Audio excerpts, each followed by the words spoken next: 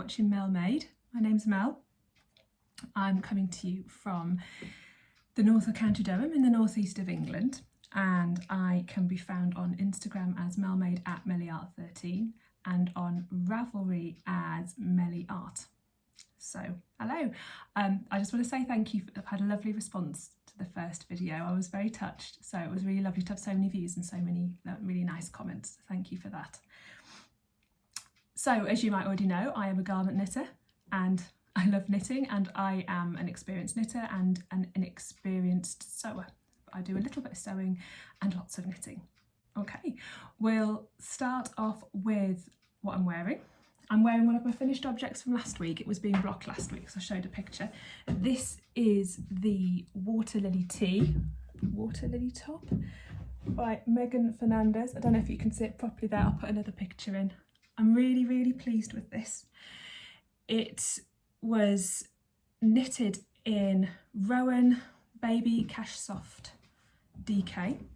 It is really soft. There's a little bit of acrylic in it, a little bit of cashmere, and I think the rest is alpaca or merino. I'll put it up in text, as I've forgotten now, and I think the colour's sea green, and it's very similar to the one that the original was knitted in. I did something very silly with this.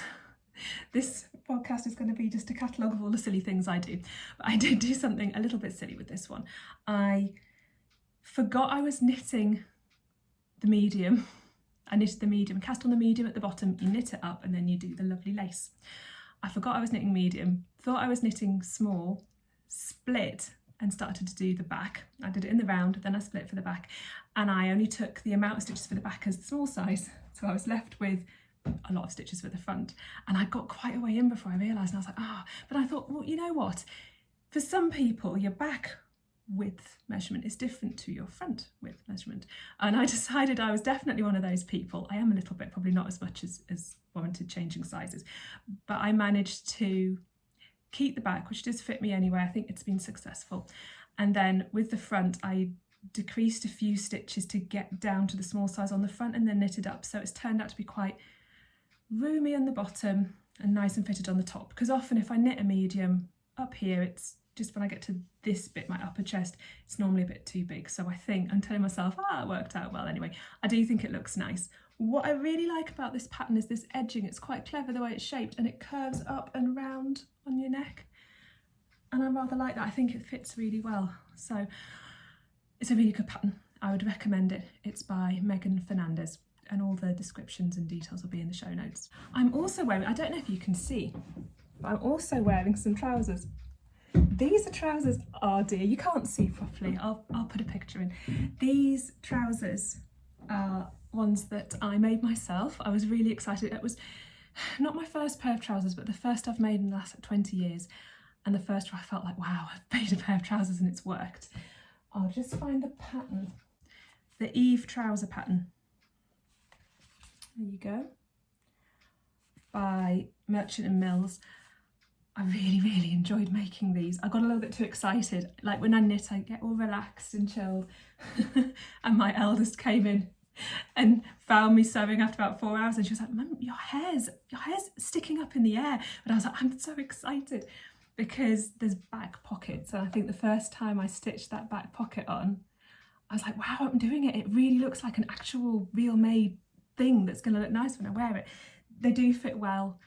They're made out of 100% organic hemp in a sort of taupe colour. They're really light. It's lightweight hemp. They're summer trousers. They're so comfortable, and they've been a bit of a boon when you think about all the heat waves and everything that we've had. They've been ever so comfortable for work and things like that. So I'm very, very happy with them. So that's what I'm wearing. Finished object wise, I have finally finished the cardigan that I spoke about last time that I have knitted for my friend, the lace cardigan. She did my garden, and I said, right, for your birthday, Anne, because you did my garden, why don't I knit you a cardigan? And she chose this pattern. Now, we have affectionately termed it the mother fudger. I won't say the real word because it's so difficult. I've had to map out every single line of this pattern.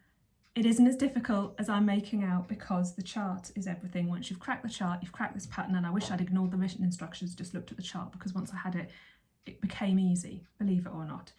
And it was a tough going. I had to rewrite the sleeve pattern because this was missing a page, but I go into that in detail in the last podcast, so I won't bore you with that now. But I finished it and it worked, and she's really happy. I haven't got it with me because she's got it. It's in her possession. She's going to wear it on her summer holidays. Her birthday's not till November, but I couldn't make her wait till then, because what use is a linen cardigan if you're not going to wear it in the summer on your summer holidays? So she's got it. I'll insert some footage of her having a spin and loving it. She's really, really happy. It was lovely to see how pleased she was with it. So I was like, yes, finished that. And it's always nice to go, tick, I've done it. So that was nice. So that's my finished object for this one. Yeah, that's the only finished object I've got. So moving on to the works in progress. Now, last time I complained about having too many works in progress. I said it was making me stressed. I don't like too many whips. So I finished one and of course cast on another. So I'm still at the same number of whips, but there is some sort of vague method in my madness, because I've carried on with my Unst, and I'll show you that in a minute. And because of the heat wave, now, I don't know where you're viewing from, but in the UK, we've had, like, I can't remember ever being so hot, and I'm from the south of England, so I'm used to it being a bit hotter than people in the north of England maybe would be used to in the summers. I was quite happy when I moved up here. I was like, oh, it's a bit cooler. But it got up to 37 degrees Celsius last week. I don't know what that is in Fahrenheit, but it's well past 100. And it was just like, this house is quite cool. It's an old house.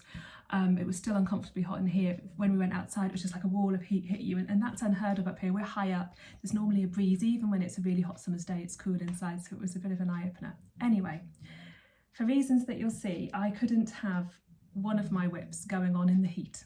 It had to be, or conveniently, I was a bit jealous of my friend's linen cardigan, and I loved that white linen. I was like, I'm going to get lots of white linen. So I already had some, and I was already having a look around for a project for myself.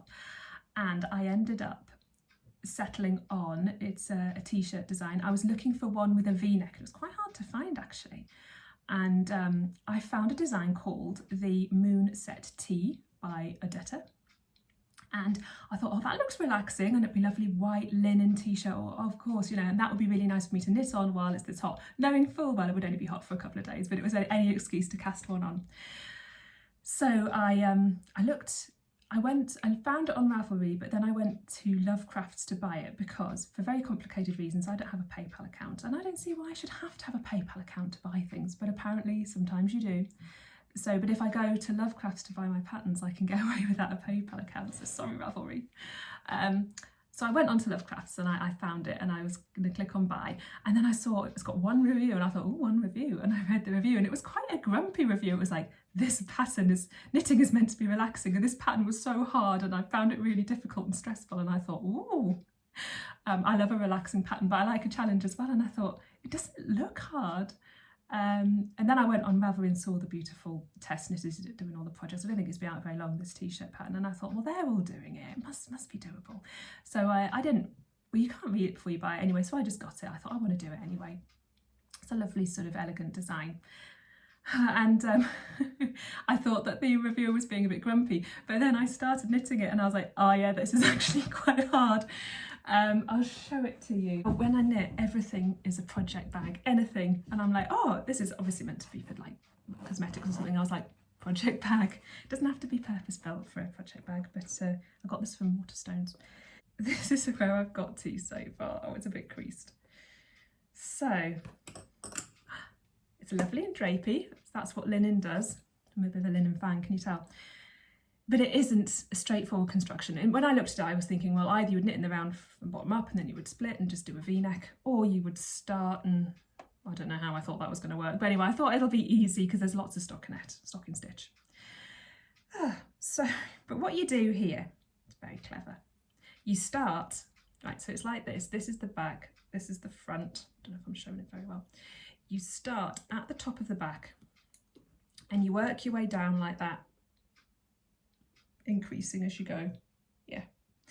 And when you get to a certain length, you put the stitches on hold. So far, so good. But then it asks you to use something called Judy's magic cast-on method for this bit. Now, I'd never even heard of that, but apparently it is a cast-on you would use if you were knitting socks toe up. So it's like a provisional cast on, and the stitches sort of do that from each other. So I don't know if you can see, it's very messy, but it's the first time I've done it, and it took me about 8 tries to do it, looking at the YouTube video. So yeah, you cast on 8 and 8 provisionally, keep them on a line, and then you knit down from there. With regards to the YouTube tutorials, the one the pattern directed me to went too fast for me. It was too clever for me. I just couldn't quite get it. But on YouTube, there was a little video beneath it that was quite an old video. It looked like from the 90s. But she showed you with different coloured wool and different coloured needles. And I was like, and she did it a bit more slow. But YouTube videos for tutorials are so good, aren't they? Because, you know, otherwise I would have just been stuck. Yeah, so I figured out how to do it. It was quite stressful, and I was thinking that review, thinking, yeah, she wasn't. She had a point. But I like a challenge. I don't need it to be easy. So I knitted. Then you knit up this side. Hang on, no. Then you knit up this side. Sorry. So you start from here. You knit up there. Then it asks you to pick stitches up from the sloping side of the back, and then join in together. And then you knit. This is now moving down the left side of the shoulder, and you go knit, knit, knit, knit, knit all the way down there, put them on hold. And then you're going to do the same on the other side. So that's where I'm at. So if you've actually, I'll try and put it on. It'll make sense. It's like that. That's where we are at the moment.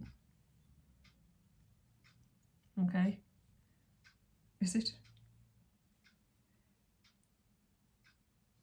It's all going a bit wrong. I think you get the message though. You get the right idea. We're going to do that. And I think at some point we're going to do that clever V-neck. It's all going to come together. It's all, but yeah. So the lady making the point that it wasn't relaxing did have a point up to a point, but I believe that once the V-neck's there and we have joined in the round, I think it's going to be, you know, my mindless knitting project for hot weather. You see? So when it's sunny, I want to sit in the garden, I can work on this. Right, so that is one whip. And the next one I've got is another one that I hadn't started last time. It's a new cast on, and it is for my other friend, my other bestie. It's her birthday in September. I couldn't leave her out because I was knitting one of them a lace cardigan, and I was like, come on, what do you want? So she cautiously, because I think she still thinks knitting might be a little bit old ladyish, but you know, she's coming around. She selected the transparent jumper or sweater by Kim Hargreaves. There it is. This is from Kim Hargreaves' book Calm. And she's very tall and she likes drapey things, so I think this will be really good for her. And I'm knitting it in Fyberspates Cumulus. It's supposed to be Rowan silk mohair. Is that right? Kid silk haze. Sorry, I've forgotten. I'll put it up here. But it's essentially you just need an equivalent silk mohair mix. Now I've got reservations about mohair because, and you can correct me if I'm wrong here, but it's got a bit of a bad reputation, hasn't it, for sort of animal cruelty, animal welfare. And I don't like that idea of that, even though I do love the feeling of silk mohair. But Fyberspates have an ethical alternative. I was like, ooh. And this is it so far. And this is the yarn, it's Cumulus, and this is in colour Gloaming. It's a grey, and I was knitting with this. I knitted my ranunculus in this in a different shade of grey, but there's loads of different shades of grey, and this has got a bit of a warm peachy hint, which will be lovely with her skin. She's got a lovely sort of golden skin tone. And it's so soft and so light. I am using it double, and it's, if you can see there, it's going pretty quickly. I think I did this bit would take about a day. This took ages, but it's because I knitted it in little bits and pieces on my lunch break and work.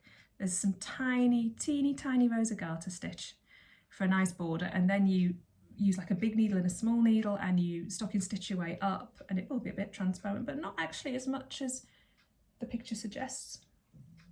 So I think she's gonna like it. She's seen it and she keeps making sort of happy noises when she sees it when we're having a cup of tea and I'm knitting. So that's underway. Lovely.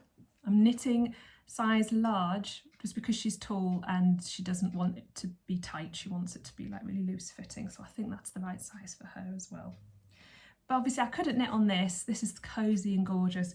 There's no way in a heat wave I wanted to pick this up and touch it. I mean, normally I'm cold and normally it's great to have something sort of cover yourself in large pieces of silk, baby alpaca and silk, which is what this is, but not when it was that hot. Probably not enough heat really to justify that extra cast on, but who cares? Who cares? You know, you can have too many whips, but we tell ourselves all sorts of things when we get excited to cast things on, don't we? So my third whip is my Unst. I talked about this a bit last time. Last time I had the back blocked, and I think I had one front that wasn't blocked. I now have, again, the back has been blocked and done. There's more silliness coming up. There's more ridiculous mistakes coming up, but you know, people seem to like that on the comments. I was like, oh, I've got loads of mistakes. If you guys like mistakes, I've got lots of them.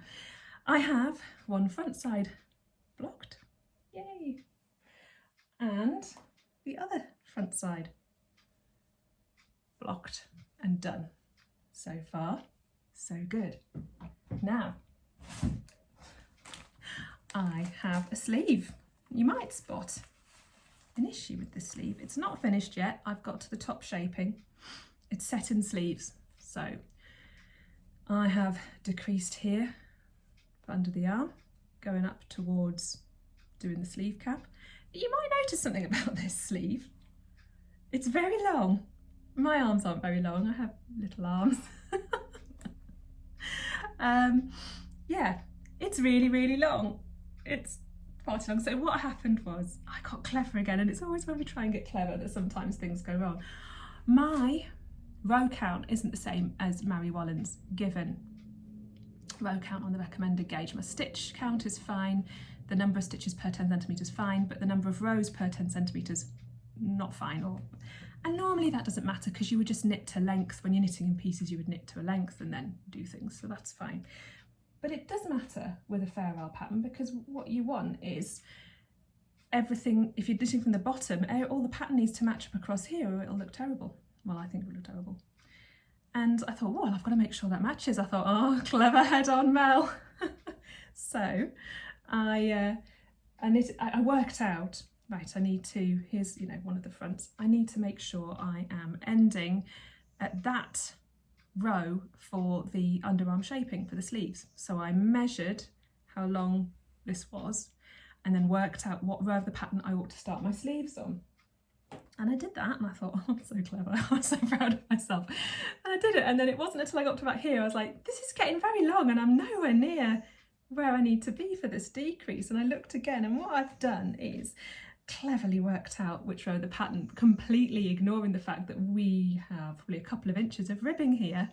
And I was like, oh. And it's not even ribbing that you could then turn up with long sleeves, because if you see in the back, it's a 2-colour rib. Very clever, very pretty, but you can see that I don't that. You could do if you like the look, but I don't really like the look of it on the back. So I wasn't going to roll my sleeves up, and I don't like sleeves getting in the way. I've got washing up to do and gardening to do and stuff like that, and yeah, that's not going to work for me typing. I'd end up just rolling them up all the time. So I thought, well, I am not, absolutely, categorically not ripping this back. So I've been thinking, because knitting is like a lot of problem solving, isn't it? So I had a bit of a think. And one of my ideas to sort this out was quite straightforward really, but I've never done it before with a sleeve. I could just cut the offending couple of inches out and then graft one line of stitches to that line of stitches, and hey presto, we'd have the right length sleeve. The only, that makes sense? The only issue with that being is that you start increasing for the sleeve to get bigger almost just from the ribbing. So I would probably be about between 5 and 10 stitches out, which I probably could figure it out and fudge it. I can do a bit of fudging. And I was like, there's another way though. And the other way would be to cut the offending part out and then completely re-knit this ribbing, but knit it from, instead of knitting it from the end up, knit it from here down and then cast off.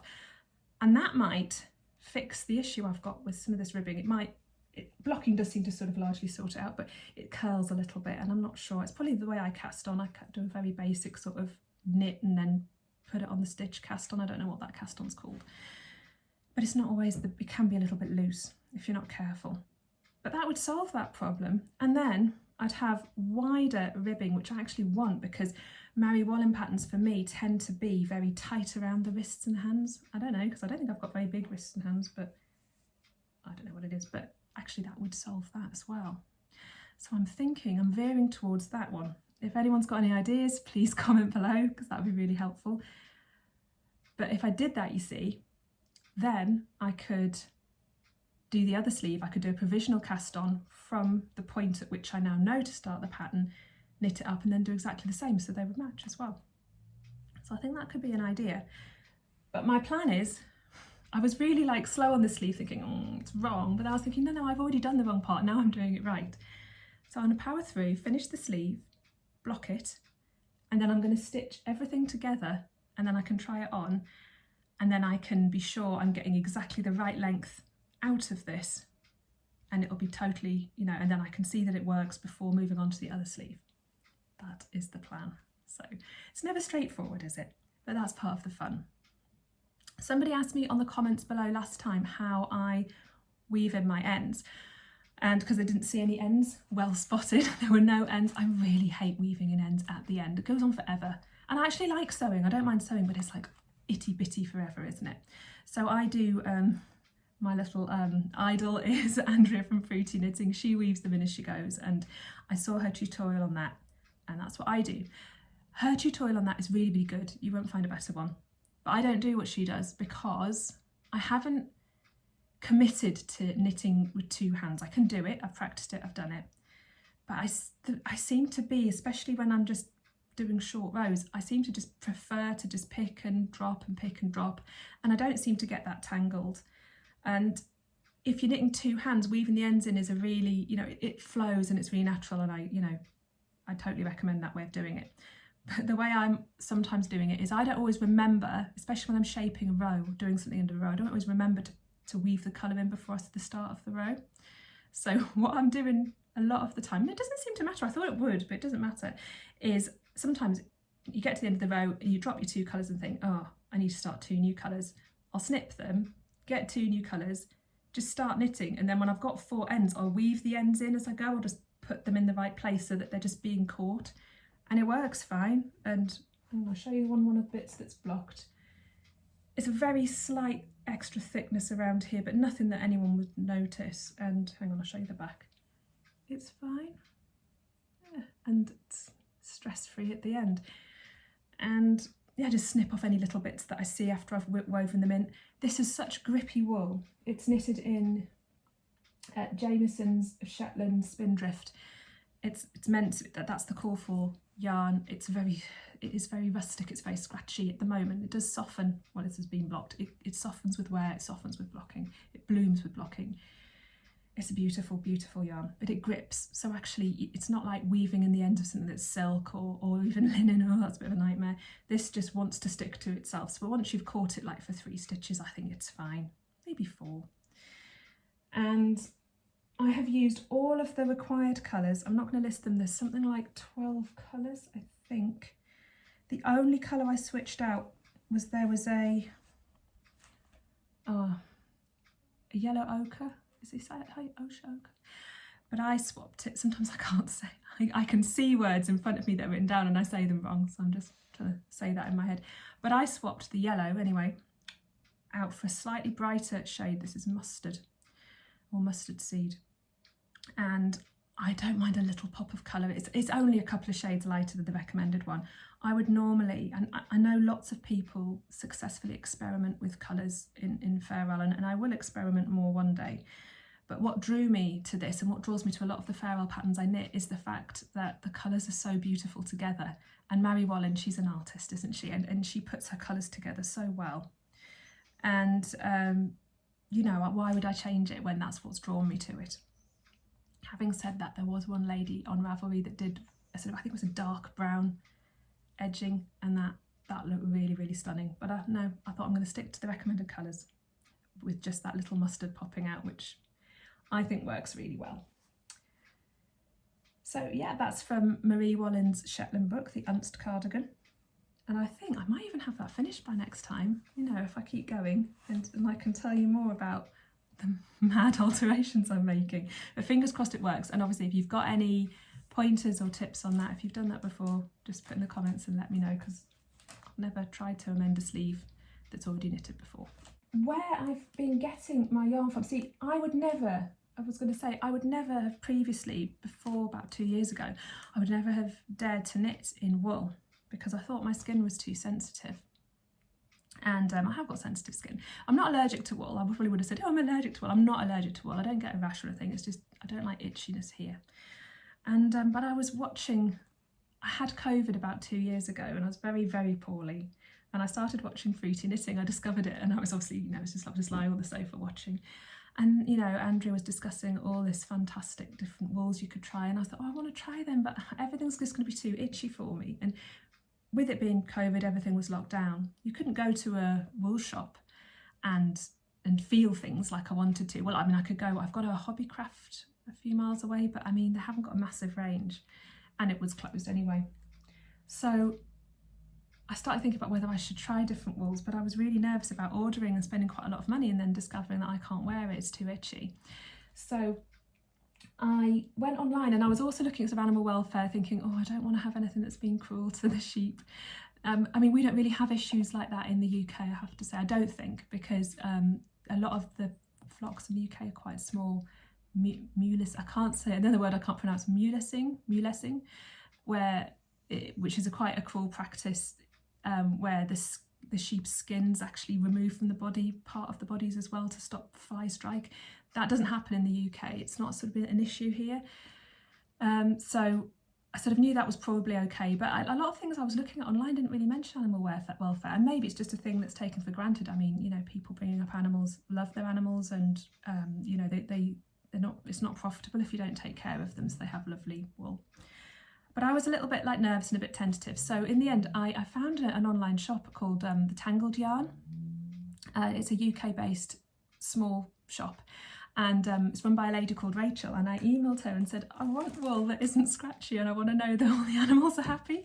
So bless her, she emailed me straight back and she gave me loads of recommendations, and it was amazing. And she only stocks sort of ethically sourced wool from small suppliers, some in the UK, some outside of the UK, but it was really, really lovely to get all that advice. And so thank you, Rachel, if you're watching. I'm not endorsed or sponsored by anyone, that's just a genuine thing that really, really helped me. And actually, it was expensive. What I ended up buying was really expensive, but it was beautiful. I love it. And I knitted a Kim Hargreaves with it. I'll have to show you maybe next time.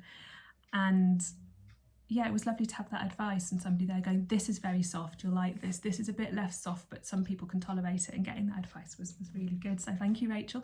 If anyone knows of any other really good independent wool shops that are actually helpful like that, feel free to post below, because I think it's really nice, you know, to support smaller businesses as well, especially nowadays. So yeah, that was lovely for me. I sort of felt a bit happy about the animals, although to be fair, like things like, I go to Lovecrafts quite often and they say they don't knowingly stock anything that's got any sort of poor animal welfare standards in it. So maybe I'm just being overly cautious. It's hard to find anything about that. I'm going to do a segment that is about future plans. One of the things I am dying to knit, but I won't do it till the winter, is I've got the wool though. I've got Rowan brushed fleece, and it is for my eldest child, and it is the Kim Hargreaves Carter hoodie. So it's Rowan brushed fleece in charcoal, which is, it's soft and squidgy. 65% wool, 30% alpaca and 5% polyamide. And it's, they spend an awful lot of time hanging around parks with their friends, as you do when you're a teenager, they're 15 and going on like 25, but yeah. And I thought, nice black hoodie, really, really warm, I can layer it up, and then it will just be like I'm giving them a hug when they're out, and they won't even know, none of their friends will know unless they watch this. Some of them are, and putting very inspiring comments below. So I'm probably going to embarrass them now, but that is on my to-do list. That's something I'm looking forward to knitting, and again this will be a mindless, lovely winter knit. Another thing I've got planned, there's so many things I've got planned, but another thing is I want to make some winter trousers, but because I can't be sensible and just do black or blue, no, I found some aubergine corduroy. There we go, you can see that. I don't know if that's like showing the colour right. Let me try and...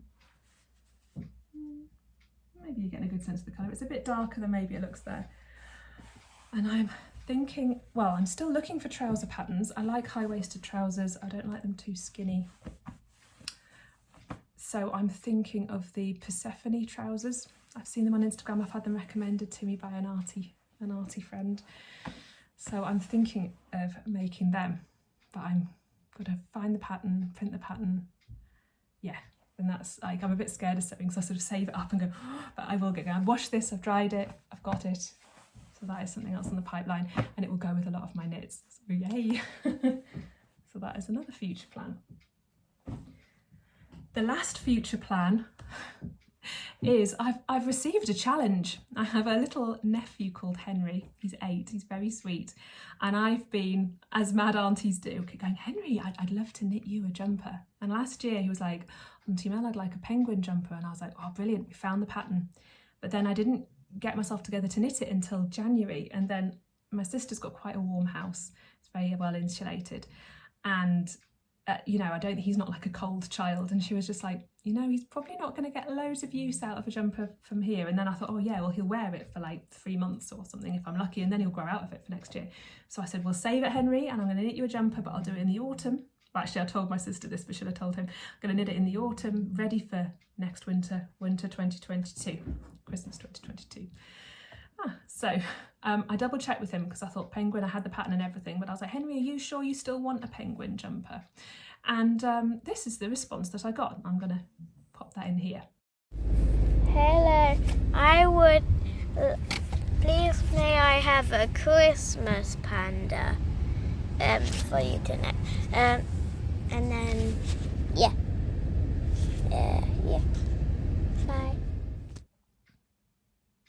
Yes, so Henry would like a Christmas panda jumper. Right, and I said, okay, do you want it to be one big panda or lots of little pandas? And he said either. He's easy, just so long as it's a Christmas panda jumper. And I was like, right. So I looked, I can't see any Christmas panda jumper patterns on Ravelry or Lovecrafts or anywhere. Well, actually no, there were a couple of really old-fashioned ones, but none that I thought, yeah, I want to knit that. So I was like, well, I said to my friends, if I find a panda jumper, I could then add hats, Christmas hats. And then my friend, the one I'm knitting the transparent for, she was like, why don't you find a teddy bear Christmas jumper and make them into pandas? And I was like, that's a better idea. But I could also, maybe I could design one. So there's lots of possibilities. So yeah, the challenge has been received and accepted. I will have to probably knit that for him in acrylic. I don't like knitting in acrylic anymore. I used to only knit in acrylic thinking this is soft for my skin, and now it feels plasticky and I don't like it. But if I give my sister, who also has a little one that's 1 year old, if I give one of her children a pure wool, silk or something jumper that she isn't able to wash and then tumble dry in the machine, I don't think she'll be friends with me for very long. So I think I'll behave myself and knit in something that I think that she would, you know, will work for their family and for a child as well. Plus there's the lovely bright colours you can get with acrylics. So it's going to be acrylic, I think DK, and that's as far as I've got. So if anyone knows of any Christmas panda jumpers, again, do let me know. But this is, yeah, watch this space because this is something I need to plan. I just get loads of colours and figure it out as I go along. See if I can find a basic child's jumper with a yoke and just add the patterns in once I know the stitch count. Yeah, we'll see what happens. It could be another, you know, disaster that I fixed story, or didn't fix, we'll see. So I think that's everything I wanted to share. It's gone on a bit longer than it did last time, but some people said they wouldn't have minded if it was a little bit longer, so it has been. I'm going to finish at the end with some footage from the Baltic. Not the Baltic, the Baltic museum of art that we live close to. It's in Newcastle, and I go there quite often with my my son. He likes the art clubs there, and they had a 20th anniversary celebration. They've been open for 20 years, and that was a couple of weeks ago, and we went down and we saw a couple of the exhibitions, and I'll put their names up as well, and they were fascinating. There were lots of textiles in the exhibitions, and there was also a market, like an art market in the car park, and I just thought I'll put in some footage of us having a look and a bit of extreme knitting next to the River Tyne. So that's coming up for you. Thank you very much for watching and staying, and yeah, like and subscribe if you like it, and that's lovely. So thanks very much. I'll see you next time in about a month. Bye.